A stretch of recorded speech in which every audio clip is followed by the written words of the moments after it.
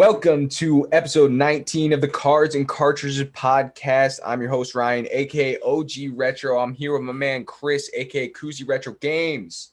My man, how you doing today, bro? Good. Pushing everything up an hour today. Live claim sale happening at 7 today, which will be in the past for you guys. Got a buddy's birthday tonight. We're going out to the bar to celebrate, so we'll be hammering beers during the claim sale to get ready. Other than that, doing good. Scout's doing really well. The little puppy, she's learning really well. She's learning come and sit. She just got normal puppy energy, like getting into things, nibbling on everything. Has she bit a video game yet? Has she chewed up any video games yet? She's not. Because it's coming. She tried to get into a PS3 cord. She's big into cords. She chewed up Becca's MacBook cord and her phone charger. Okay. So you got to keep an eye out for the cords. I see. I'm in a new space. I'm in this temporary office that I redid. Koozie thought he was going to be able to come at me with some jokes because he thought my space might have been similar to his, aka a little bit suspicious. But no, it's beautiful. It's fun. It's nice, and I'm enjoying it. And I think the studio space with the podcast is going to work nice right here. I was thinking I might be able to have some like live in person guests right here too. Like I have some, like if we have a guest on and they can be right here, I think that'd be pretty cool. Cause there are some people that live in this area that are pretty iconic collectors, if you will. And they're good peeps, and I know them. So anyways, yeah, we'll get into that maybe in a future episode. I need Matteo to come across Lake Michigan and come out. Matteo, if you're listening, hop on the ferry, come across Lake Michigan. I'll buy you a Coney dog. Sell some games. All right, but here are the topics for today. By this time, the giveaway winner will have been announced. So we appreciate all the comments and all the suggestions for podcast topics on the giveaway, and congratulations to whoever won. We're announcing that literally right after this, so we don't even know ourselves yet. But anyways, topics for today. Some of these were drawn from those giveaway suggestion topics, whatever you want to call them. Noah Burt 777 wanted to hear our thoughts on restoration. What parts of a console or game are most important to restore, and what would instantly bring up or down the value? What would you not change? Repro labels, shell swap, someone's name carved in plastic. What's the worst restoration you've seen? That's some good quality content. I think we can both speak on it. NY Retro Gamer wanted to know about how cultural zeitgeists like Gary Vee, Logan Paul have shifted the collecting culture. He says, we obviously know what Logan has done, but Gary has been preaching about collecting in NFTs for a while now. And I've got some stuff to add on that. And Koozie brought up a good topic. He wanted to talk a little bit about PVMs and gaming monitors. So I interpret that as like PVMs being retro, gaming monitors being like modern technology, and I'm down to talk about both. It's something I definitely have experience in. And then lastly, we're going to be talking about long-term collection goals and the 10-year plan for our collection specifically. And that's it for today. But I think it's a stacked lineup. Yes. Stacked lineup. We're going to go 4 for 4. 100%. What do you think? Right off the bat, worst restoration you've ever seen? Does anything stick out to you? No, not really. You get in.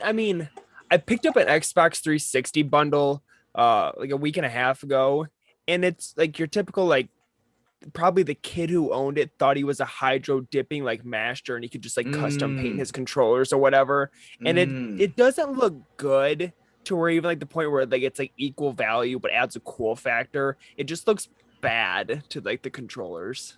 Yeah, that reminds me, I used to do that shit when I was a kid, and maybe myself, maybe it's me. What was the worst restoration you've seen? Me when I was like a younger modder. My shit was so bad, but like I thought it was cool, but it was bad. Like the spray paint jobs are awful. So like, spray paint's if you don't do spray paint right in like, I don't know if you're trying to restore with paint, like restoring with any type of paint seems kind of whack.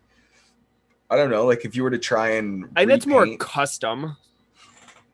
No, but like imagine So for instance, people do this with like Magic the Gathering cards, not like Okay. just like inking in general. So like if a card has like whitening on the edge, they'll like put Sharpie marker on the edge to try and mask the Ah. whitening on the edge.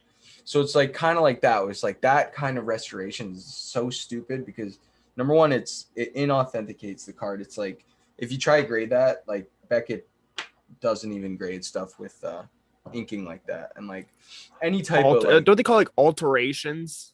yeah, Isn't it like probably altering the probably card? something like that. Yeah. So can't be doing that. Real quick, talking Yeah, about that, have you ever seen the PS? You know how like PSA will give you like a 9 MC for like 9 miscut? yeah. I saw today like an 8 ST ST, the saw that stain. Did today. you see that? Yeah, I saw that today too. That was pretty interesting. Stained. I think it was Gyarados, right? Yeah. Yeah, and I was like, I don't know if that's like a factory stain or like you spilled coffee on it at your kitchen Right. table and tried to green it.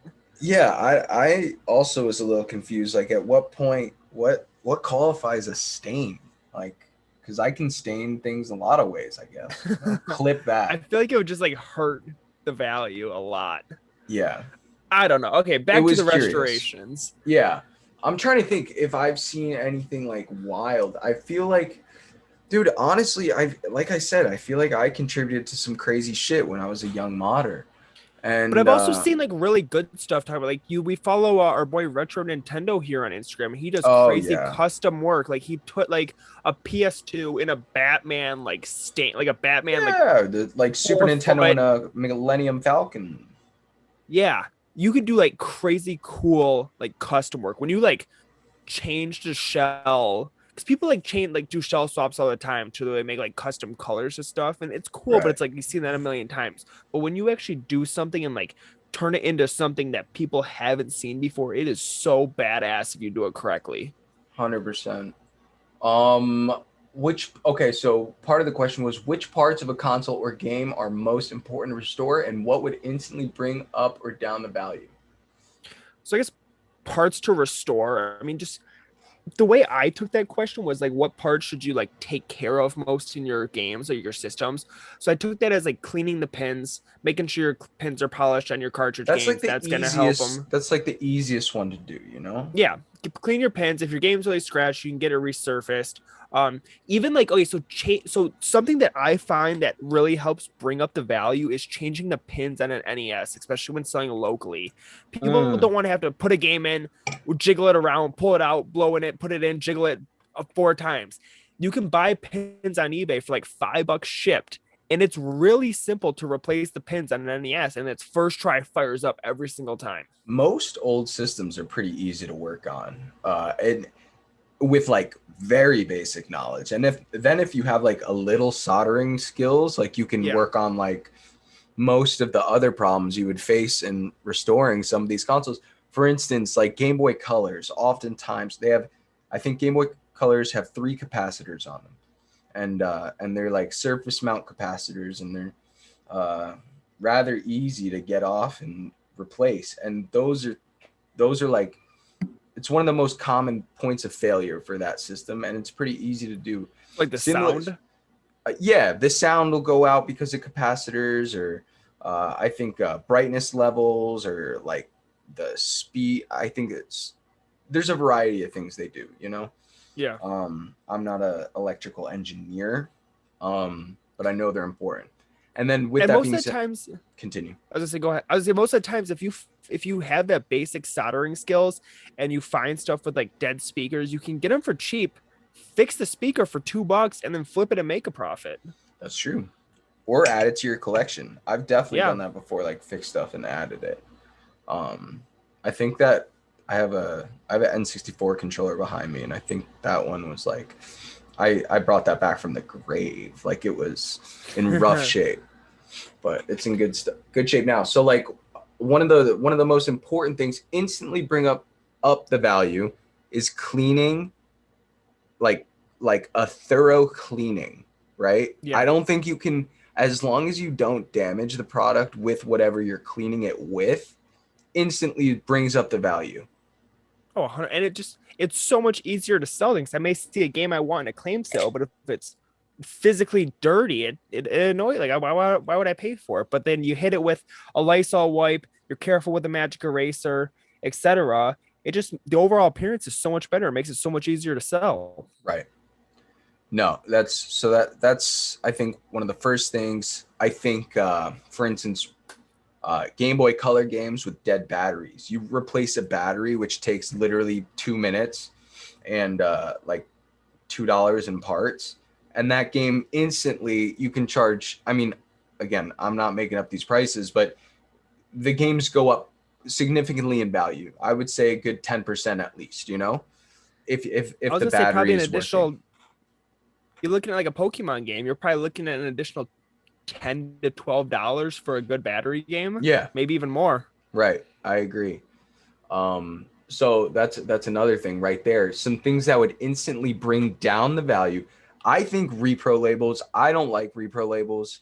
I think in very situational cases, if there is no label on the game, I guess throw a repro label on it. But if there's a rip label, I So keep the rip here's label. my question for you. Yeah. I have a copy of Pokemon Ruby, a copy of Emerald, and a copy of Fire Red, all without labels. Mm. What do you think I should do? Should I see if I can get repro labels on eBay for a couple bucks each, or should I sell them you'd have to sell them at a heavy discount without the label? Obviously, you're not gonna get retail with a repro label, but I feel like you hit in middle ground.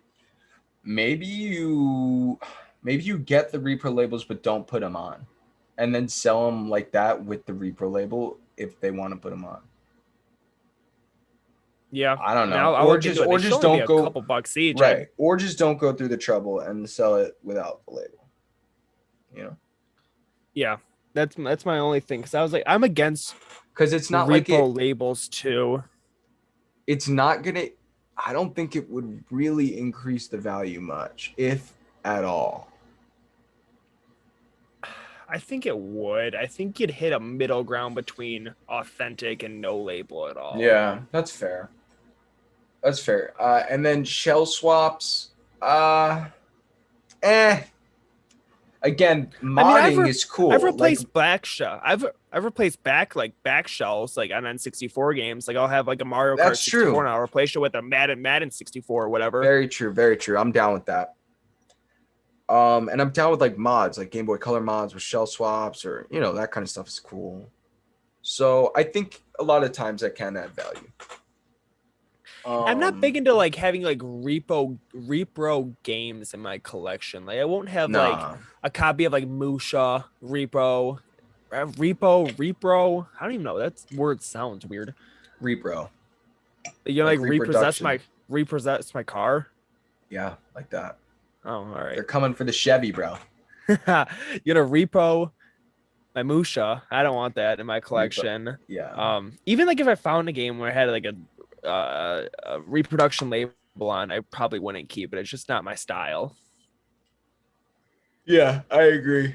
I have a copy of Emerald reproduction cart. I just need to get rid of, and so. Anyways, I picked up like, I had a $980 pickup on my lunch break, just a ton of crap, and at the end he threw in. I was trying to work out a deal on an additional N64 bundle, and we were at like $275. He's like, here, give me $280 and take these 2 repo games. It was like Mario Party 3 and Super Mario 64. So he threw those in for $5. I don't know, maybe I'll use them to teach people how to spot fake games, or if somebody just wants it for $5 each. Facts. So, I mean, if you want a copy of Mario Party 3 just to play, why not spend $5 on a fake copy versus 60 on a regular copy? It's a fair call. Don't endorse piracy here or fake games, but it is what it is. If you want to do that with your money, for legality reasons, of course. Mm-hmm. And I feel like that's kind of it. Anything else on that topic? Any other restoration thoughts? You've done a couple like restorations, have you? You've done a shelf stop on a Dreamcast, if I can remember correctly. I've done a couple things with Dreamcast, but those have mostly been like mods and stuff. And like I've done the GameCubes with the GameCube loaders, which is like taking out the disk drive and replacing with the SD card loader, so you can load all your games from SD card, which is pretty sweet. Yeah. And again, don't endorse piracy, but you can do that, which is cool. Yes. You can do that. And so that's a pretty cool mod. And I think that adds value for sure. I mean, so stuff like mods can definitely add value. And And I I was would say saying if that you're before. interested in that stuff, it's probably as simple as there's YouTube videos out there. Watch a YouTube video, learn how to do it, and like just go Oh at yeah. it. Oh yeah. A lot of YouTube videos. Pretty easy stuff. But yeah. Second, let's segue into another topic here. Chris, PVMs and monitors or gaming monitors in general, do you have any questions about it? Do you personally have any experience in this realm? Yeah, so somebody asked about it in the podcast on Instagram giveaway post, and I was like, Okay. I don't know a lot about it. I know you're how many PVMs do you currently own? Currently, I have 3 PVMs and 1 professional computer CRT monitor. What's So the that's difference between a PVM and a professional computer CRT monitor? So PVM stands for professional video monitor, and this PVM is a specifically like Sony term actually. Okay. So PVM is only Sony, Yes. but professional video monitors or professional broadcast monitors. So like broadcast monitors in general. So monitors that were used in like broadcast television and video production, and also hospitals and stuff, endoscopy monitors, like that kind of crazy stuff. Um, they are all professional broadcast monitors, but maybe not all of them are PVMs because Sony PVM is like a brand. Now, is there a way to distinctively tell if something is a PVM? If I walk up on a monitor at a garage Yeah. sale, will I just know, or is there specific things I'm looking for? No, so 100%. I mean, and before I go into that, professional video monitors, like PVMs aren't all you want. Like Sony isn't the only brand that makes killer video monitors. Like I've had JVC monitors too, and that's technically not a PVM, but like it's a CRT professional broadcast monitor from back in the day, used for like the highest of the highest quality video editing and graphics stuff, like TV production, like movies made on these things. Like if Wow. you were a film studio in Hollywood or like a movie studio in Hollywood, you had like many PVMs, like many. And so like the reason people use them like quickly for gaming is because simply that it's like the best quality you could possibly get, period, correct, right? Like, so, and people will talk about like scan lines, and that's people referring to scan lines. That's like it's the space between where the CRT guns are shooting. So it's a cathode ray tube. So these cathode ray guns, basically, I guess, or cathode rays, are shooting across the screen, and these scan lines are. So it's just this incredible old technology, very very wild. But it basically best way to play like your Super Nintendo, your GameCube, your the N64, even your Wii will look. I mean, a lot of the Wii stuff looks great on a standard def TV. A lot of it looks good on an HD TV too, Yeah. but yeah, so like retro video games look fantastic on these. Basically, any 240p content looks amazing on CFGs, and even more than that. Like I connect my computer to the professional computer TV, professional computer monitor, basically, and that monitor. So that monitor was used for like photo editing back in the day. So the color on it is just like incredible, That's and so crazy. it's like, yeah, it's like a 30-year-old monitor, and it's still I can use it with Windows 10 and the current gen graphics cards, and it's just so it's technology that's still very viable today. Still, and it's like at this point it's a like real cool niche, I think, in the retro gaming hobby, because like a lot of people are into it now. So Because I hear so many people just talk about like Sony CRT TVs though. Do you feel like the PVMs are still underrated and like a lot of people just haven't discovered them yet? no. PVMs are, if anything, PVMs are overrated. If Really? anything, yeah, if anything, PVMs are overrated in the sense that like I think too many, I, and that's coming from someone who has many PVMs, but like having a good consume what you're describing, a Sony CRT, a consumer television, right? And Mm-hmm. those just a regular plain old Sony CRT is just consumer television. What people would have back in the day, buying from like Best Buy or whatever, right? Or or not Sam Ash. That's a music store. Fucking Fry's or something. I don't know. Wherever you would get a TV. Fries? Yeah, wherever I've you would never get a had. TV Have you ever store. been in a Fries? I have, dude. We I don't have. have fries here. Yeah, they're weird. Um, but that's so PVMs are overrated because some like consumer sets are fucking incredible. They may not be quite as good as a PVM, but like they're really close and they're fractions of the cost. And No, often the model number doesn't start with like PVM or anything like that, does it? no, it does. So yeah, no, a PVM will start with PVM and then numbers. Okay.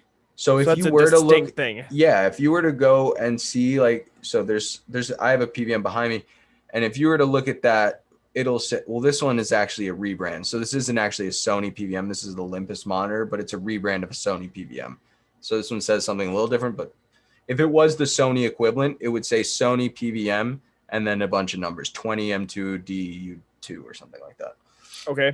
And it'll say, not only will it say the model number, but it'll also actually say the year and the month that it was made. Oh, So that's a pretty cool, like you can find out when the tube was actually manufactured, because that's the only thing that really has like a guaranteed, like it has a light, like a kind of max lifespan, I think, is that tube, like the actual vacuum tube inside the yeah. TV. Yeah. And like capacitors will go out too, like you got to replace some of the electric components, maybe. But this monitor behind me is actually, it's one of my latest ones, and it was made from in 2004. So that's Okay. 17 years. But that's like 2004, you think that's really when like LCD technology was becoming way more prevalent, like started like the flat screen stuff and HD. And so, but I've had PVMs all the way back from like the 80s. Damn. So now I guess my next question is I know there's multiple different sizes of them. Do you have any information like on the sizes? Like what's your favorite size to I guess use or collect? Yeah. Yeah, that's a really good question because like I think a lot of people see these little tiny ones. I think the tiny ones are really popular in kind of the Instagram community, the 8-inch ones and the 5-inch ones. People really like those. And I think it's really, they're so much less practical than you might think. And like a little 8-inch screen is something you're really never going to use. And I think at the very least, it's worth getting a 14-inch screen or larger. So like Yep. if you're going to get a PVM, get a 14-inch. If you're going to find a consumer television, like you can find 20 inches all day, 27 inches all day.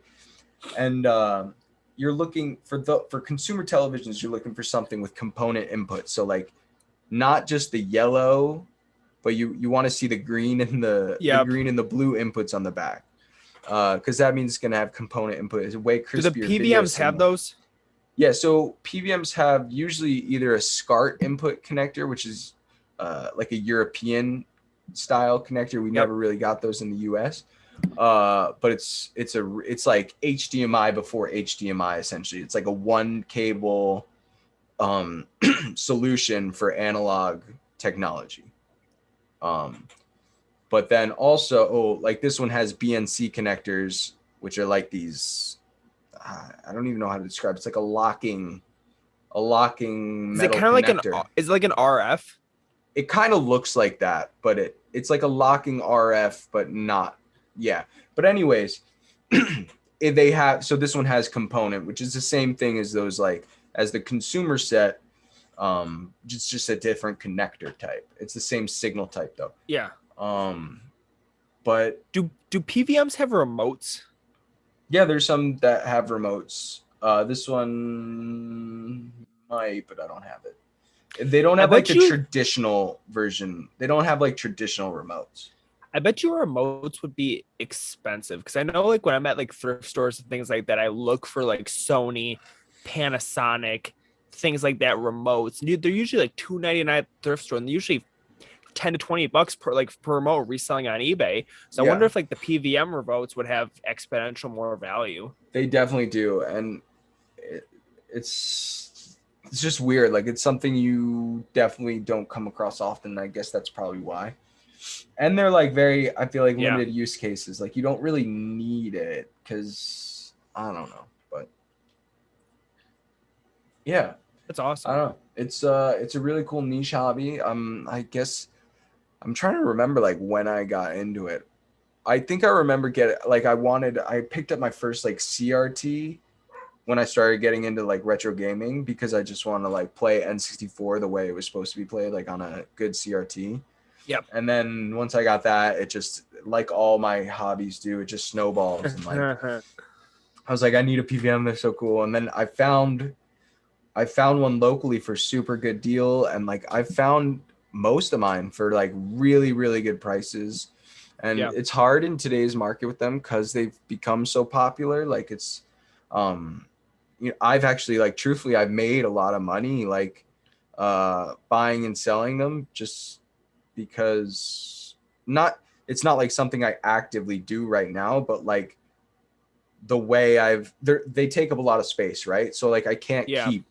I can't keep all the PVMs I get. So I've been like, Yeah. sometimes I'll sell ones I get, and doing that I've made money and been able to get these monitors for free just because of, you can still find them for extraordinarily cheap or free by emailing or reaching out to like old video production studios, television production places, hospitals that are in your area that might be newer. Maybe they're doing remodeling or stuff like that. Like, be a little crafty with them, because I mean, one of the greatest pickups of my life, I'd say, was one of the first days I moved into my apartment up in upstate New York. I was like bored, and I was like, maybe I'll see what production studios are in the area, like hit them up for PBMs and stuff, because I don't Yeah. know, it's something I had done before in Jersey. So I did, and I probably emailed like 15 or something, like 15 in a 40-mile radius or something. And because you'd be surprised how many there are, like, and how many local radio stations or local TV studios there are, and everything Yeah. is online now. All that information is online. So I hit them up, and they got back to me and like, yeah, we actually do have like a PVM, and yeah, like we'd love for it to go to a good home. Like it's just sitting collecting Is dust it in kind the. of is your email just kind of like a hey, I'm looking for old PVMs. If you guys have any laying around, I'd love Yeah, to take no, them it's off your hands. it's literally, yeah, it's literally like that. It's like, hey, I'm looking for old, I say PVMs, or older tube style televisions, because I'm emailing production studios. They're not going to have like CR, they might, but usually it is a PVM. They just might not Yeah. connect that, or old CRT broadcast monitors. I'll say stuff like that, and I'll list off popular brands like Sony, Ikigami, JVC, Panasonic, uh, and usually, so just like we do with video games, and then, Yeah. so I say, yeah. And so yeah, this lady contacts me. She's like, I just have this old Sony PVM collecting dust in the corner. She sends me a picture, and it's a 20-inch, dude. And I'm like, oh my God, like a 20-inch PVM.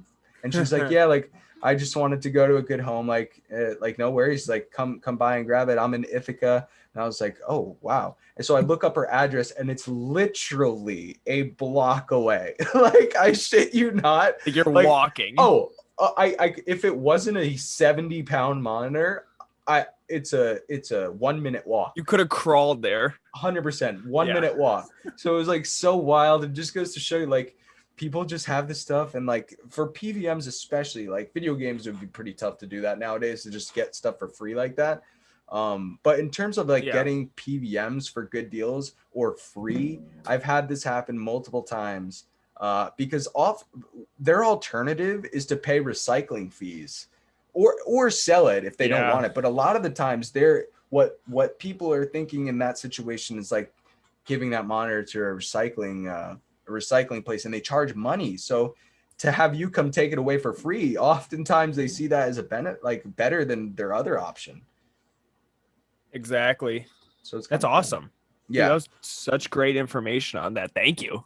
100%. I knew that was gonna be perfect for you because I knew dog shit about PVMs. So that is a great thing. I guess going into any like I know you do a lot of more modern gaming than I do. Fucking I don't do any Mm. gaming at all.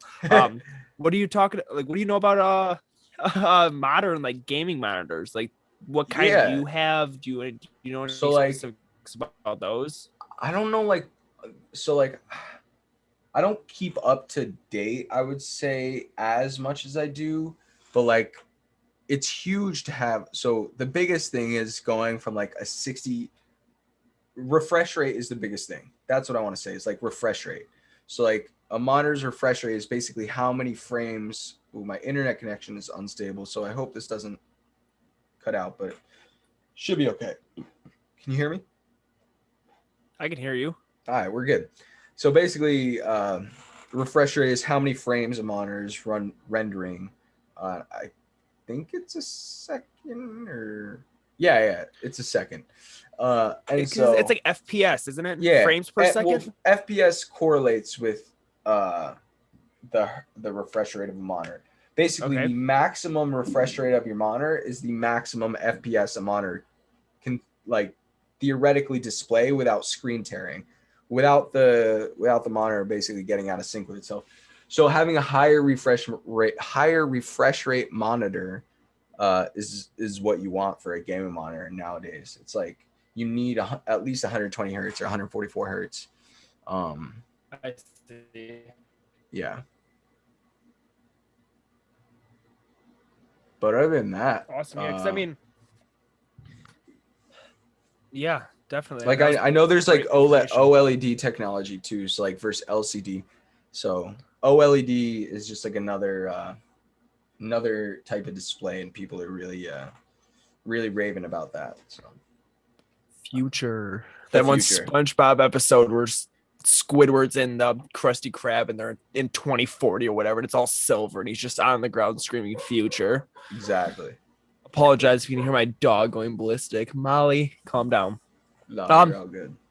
I feel like you need to sit down, take a sip of beer, and let me talk about something now. What's next? Yeah, actually, this is a good one for you, because we're talking about how cultural zeitgeist like Gary Vee and Logan Paul shifted the collecting culture, and yeah, just what do we think about that? You know a lot about both. I know you know a lot about Gary Vee, and I think you know a lot Yeah, about so Logan Paul. So.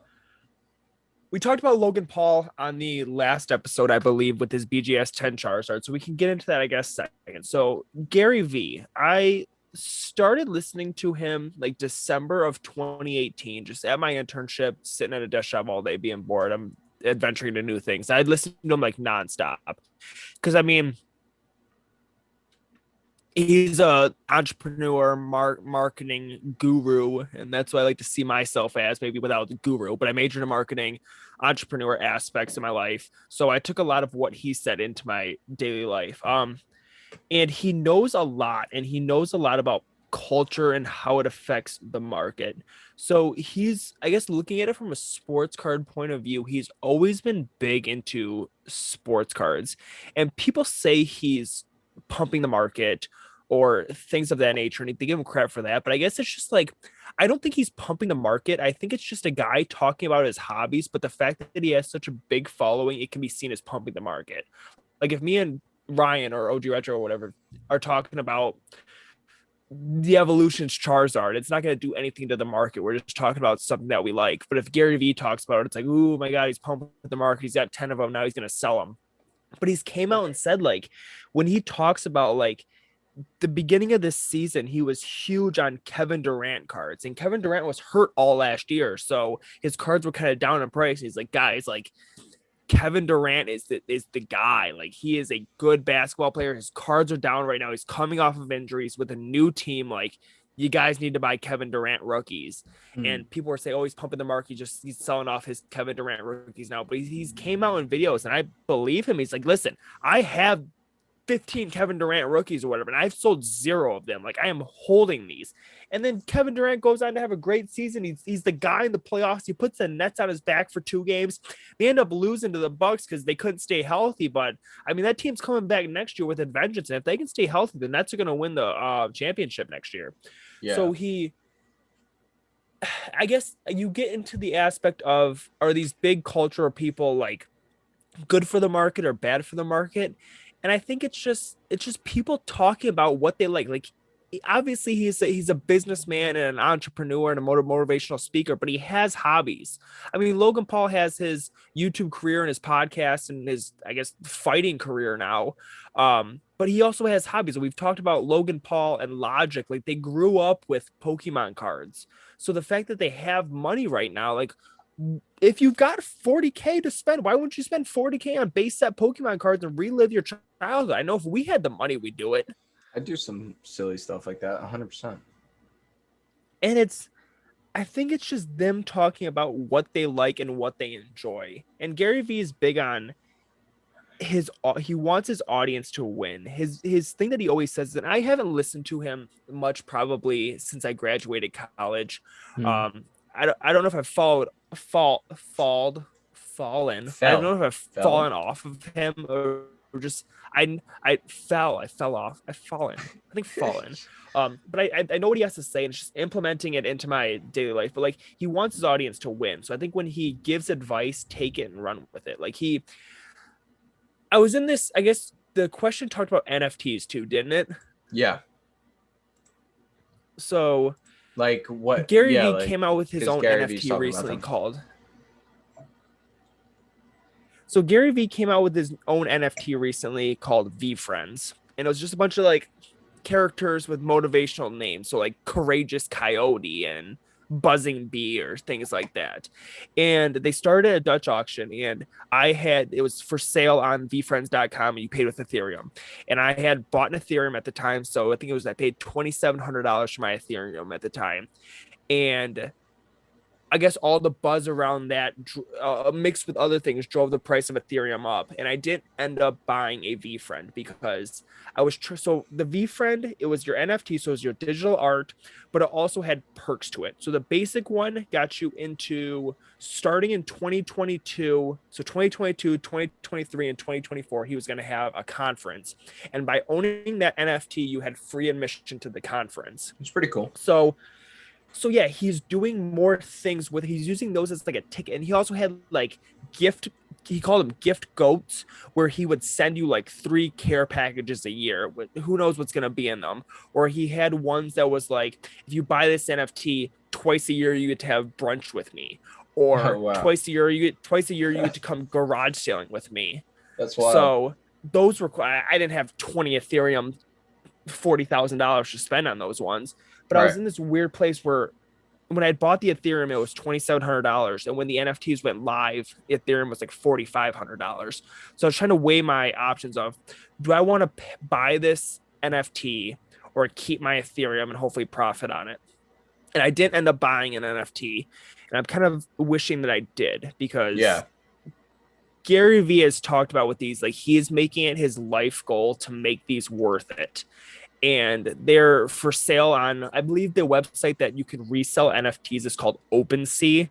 So people are reselling these on OpenSea, and they're nowhere near where they were at drop, when people were buying them at the Dutch auction. I think the cheapest one is like 2.5 Ethereum right now. And when they were selling, they got down to like 0.8 Ethereum. So they're up in price? They're up in price. So people are reselling them up in price. Now, I think a lot of people are holding because they don't know what's still going to happen with them. Like, he's having these conferences. but is he also going to do something additional with them? I mean, an NFT is such a relatively new thing in the whole collecting scheme of things. You really just don't know where the world's going to go with them. Yeah. No, it's interesting. I don't know. I don't know. It's just like a crazy concept to me, but I think in collectibles And we'll NBA see. Top Shot was another NFT that was so hot, but that's died off. Yeah. And I mean, how are you going to keep this around and make it a cultural thing? I think it's a lot harder having something digital, like you're owning something digital versus physical. Obviously, the physical version of something, so like an actual physical sports card, is going to have so much more value than the digital version in an NBA Top Shot moment. So I guess Gary Vee took that and he's like, okay, well, I'm going to make something physical out of this digital thing by making a ticket to a conference every year, or Right. giving you physical objects based off of you owning specific NFT. So I think he did a very good job with that. And I don't think there obviously are people that do manipulate the market. And I guess you can see it in like crypto, maybe. Mm. If you see Mm. some influencers like pumping like a shit coin, like some coin that nobody cares about, like, I don't know, just some random coin on some random website. Maybe the owner of that coin gave that influencer like $10,000 in it. It was like, here's 10,000 free dollars in this random altcoin. Right. Pump it on your social medias, and then when they pump it and get all their people to buy it, then they just sell it and they profit 20 Right. grand or whatever. Right. So you can get into some slimy stuff there where people are doing stuff. But I think in like the Pokemon card market specifically, it's people with money doing what they like. Yeah, I think a lot of it's that there is some shady shit, but you want to think for the most part people are doing it because they like it. You know? Yeah. I mean, they're educating. Like Gary Vee's done a lot of educational videos, where versus like Logan Paul, who just kind of does these openings on stream for like fun. But like I said, if I had the money to do it, why wouldn't I? And you're just gonna Yeah. get those people who are jealous and say, "Oh, they're pumping the market. Oh, they don't actually like this stuff." But that's what comes with having such a big following. And what do you think when a new person like Logan Paul comes out and starts doing this, or like Post Malone, and like he talked about like doing something with like Katy Perry or something like that? Do you think it's good for the market, bad for the market, good for the Yeah. community, bad for the community?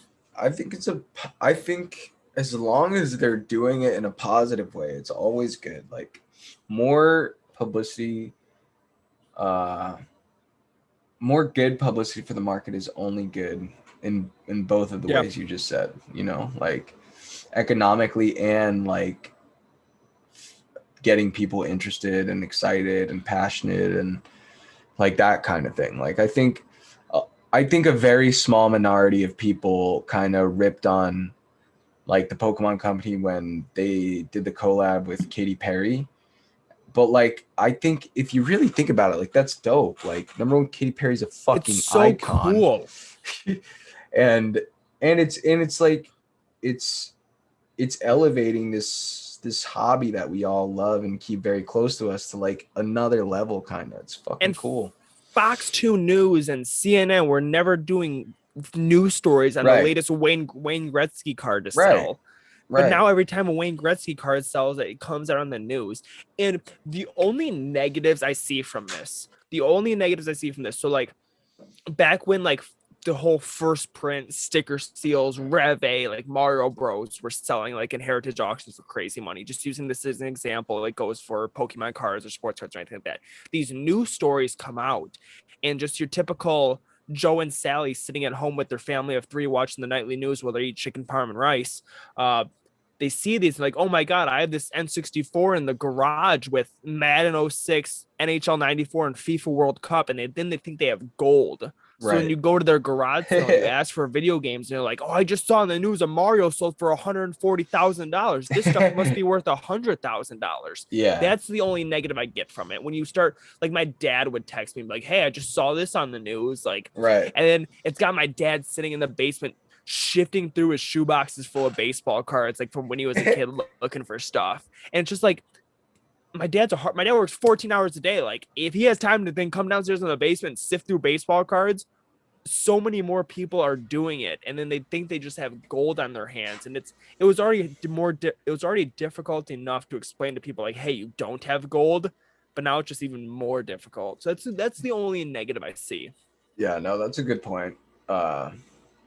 100%. My dad did have some good stuff though. I think I sent off 4 or 5 cards to PSA for him.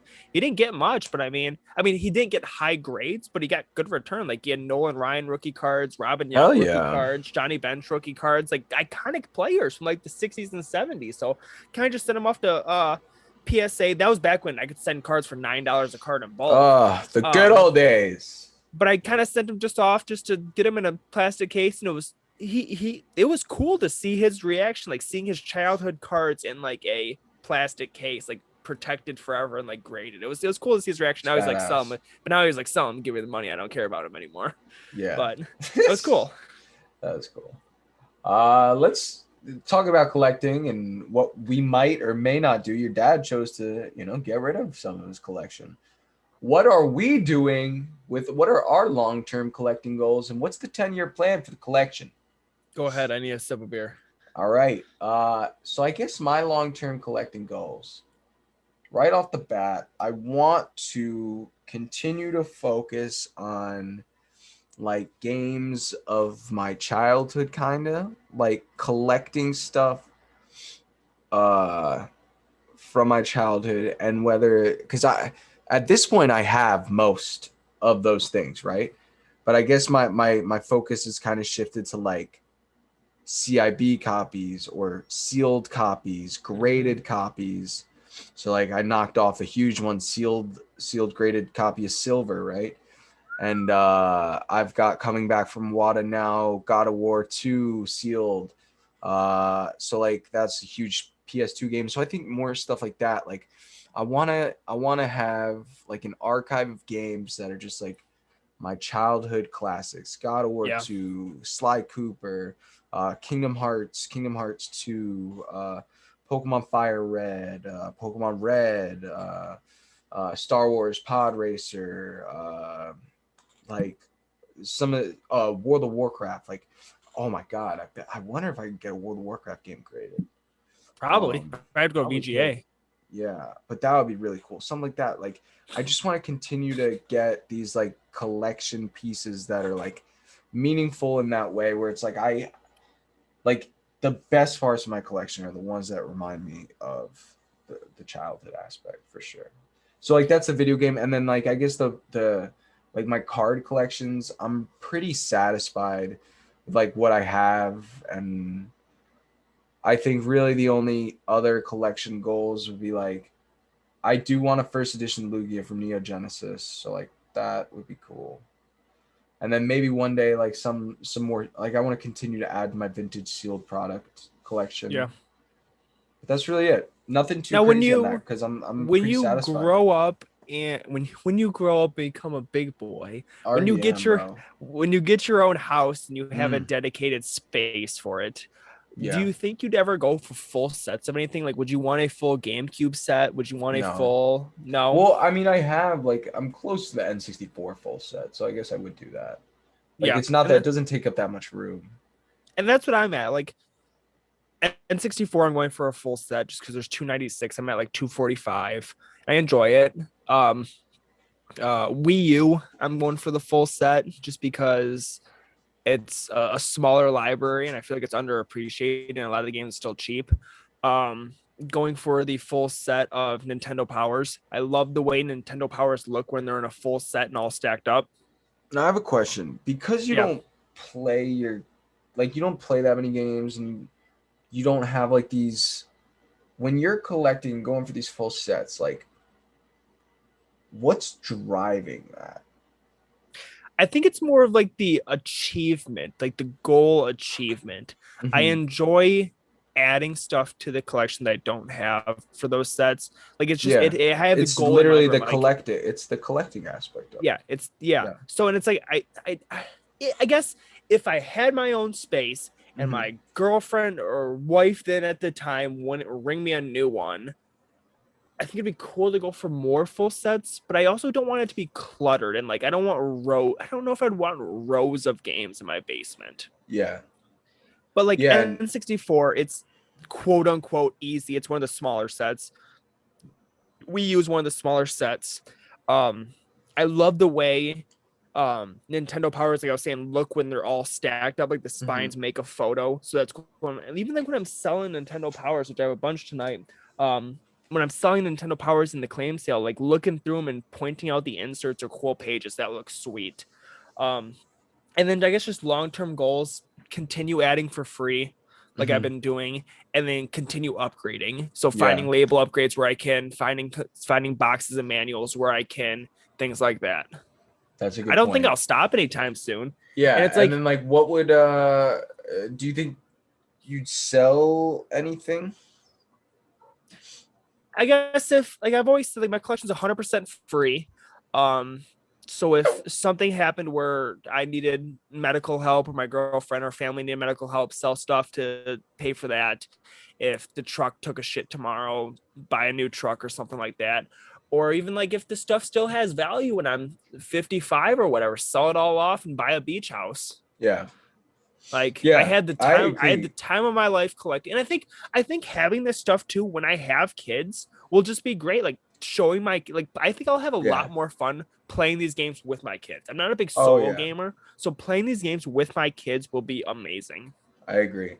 And that's why like I'll never get rid of like the actual like setup like that I have like this the PVM, the CRT monitors and like the actual functioning consoles and the core of my collection. I'll never get rid of that. Some of the maybe more higher value things could go if I wanted to pay, like you said, paying for various things or just, you know, and I think it's important to say like you can enjoy something for there's nothing wrong with enjoying something for a time and then letting it go to get something else. Yeah, and I guess I don't really like I've never not really have I ever pulled anything from my shelves and just sold it.